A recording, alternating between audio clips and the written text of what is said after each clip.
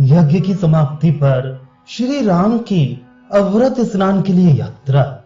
श्री रामदास कहने लगे, चैत्र शुक्ल रामनवमी को अश्वमेध यज्ञ के फल प्राप्त्यार्थ अवृत स्नान के लिए स्वयं गुरु वशिष्ठ ने राम को सूचना दी और सूर्य ताप के भय से जल्दी करने के लिए कहने लगे। वशिष्ठ के वाक्य सुनकर राम ने लक्ष्मण से कहा, आज अवृत स्नान के लिए मैं उत्सव पूर्वक राम तीर्थ को जाऊंगा, अतः उस समय का जो कर्तव्य है सो सुनो।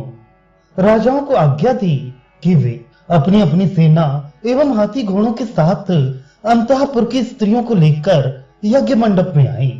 इसी तरह जब सब बाहरी लोग भी आ जाएं, तब अपनी सेना, हाथी, घोड़े, शिविका एवं ऊंटों को भी ले आओ। नवीन तथा प्राचीन वाद्यों की ध्वनि के साथ सब लोग राम तीर्थ चले। यज्ञ मंडप के चारों ओर पताका, ध्वजा, तोरण, मुक्तामाला, प्रवाल एवं पुष्पों के हारों से सजावट कर दी जाए। राम तीर्थ पर्यंत रेतीले प्रदेशों में भी हजारों पताकाएं बांध दी जाएं और चारों ओर इक्षुदंड एवं कदली के महान स्तंभ खड़े कर दिए जाएं।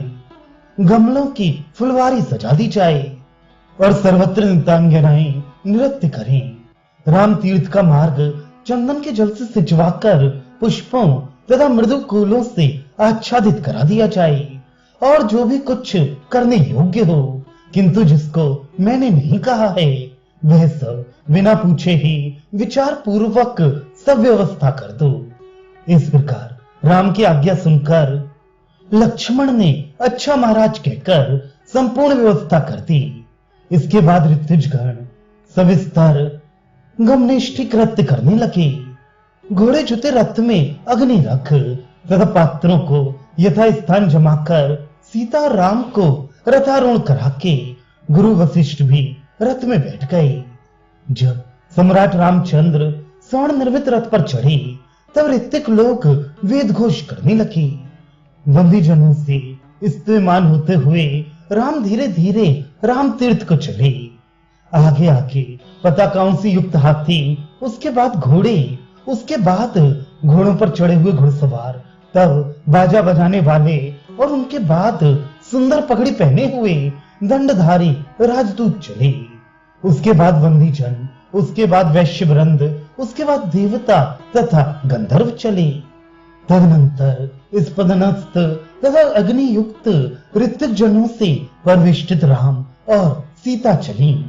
उसके बाद ऋषि और ऋषि पत्नियां चली। उसके बाद राजपत्नी प्रवृत्ति संपूर्ण स्त्रियां चली। उसके अनंतर विविध वाहनों पर चढ़े हुए राजे महाराजे चले। उसके बाद उनकी सेना तथा अन्य राज सेवक चले। उसके बाद वाद्य वादक चले। उसके बाद बाणों से लदे ऊंट और शस्त्रों से भरे शकट चले। उसके बाद लोहकार, पुनः बढ़ई तथा चरमकार चलने लगे। उसके बाद भूमि की नाप जोक करने वाली रस्सी एवं कुदाल हाथ में लिए मजदूर चलने लगे। इस तरह आनंद मग्न वे संपूर्ण जन समुदाय चलने लगा। उसके बाद बाजे बजने लगे और नृत्यांगनाएं नाचने लगी। मुनि पत्नियां और राजपत्नियां राम पर पुष्प वृष्टि करने लगी।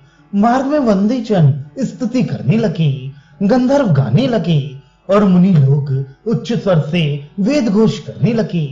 इस प्रकार जनक नंदिनी सीता के साथ विविध कौतुक देखते हुए राम चले। उस समय राम एवं सीता के दर्शन के लिए परस्पर झगड़ती हुई जनता में कोलाहल मच गया। उसको शांत करने के लिए सैनिक डंडों से जनता को ताड़ना देने लगे। जब अधिक कोलाहल होने लगा, तब राम ने देखा और कुछ सोचकर लक्ष्मण से बोले, तुम ऐसी व्यवस्था करो कि जिससे जनता हमारा दर्शन कर सके और कलह शांत हो जाए। इन सबको पुष्पक विमान पर चढ़ा लो। लक्ष्मण ने कहा, बहुत अच्छा। इस प्रकार राम की आज्ञा से सबको पुष्पक पर चढ़ा लिया गया। तब पुष्पक पर चढ़ी जनता रास्ते में जाते हुए सीता राम को प्रेम से देखने लगी। वे कहने लगे, हम धन्य हैं और परिपूर्ण मनोरथ हैं जो अपने नेत्रों से सीताराम को देख रहे हैं। कोई बोला कि हमारे जन्मदाता माता पिता धन्य हैं जिनके पुण्य से हमको सीताराम के दर्शन हो रहे हैं।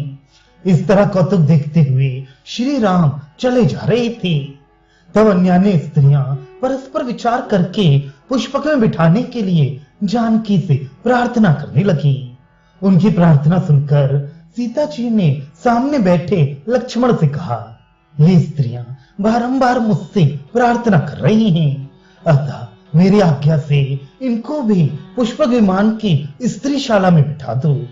लक्ष्मण जी ने उत्तर में बहुत अच्छा कहकर उन स्त्रियों को शीघ्र पुष्पक की नारीशाला में बिठा दिया।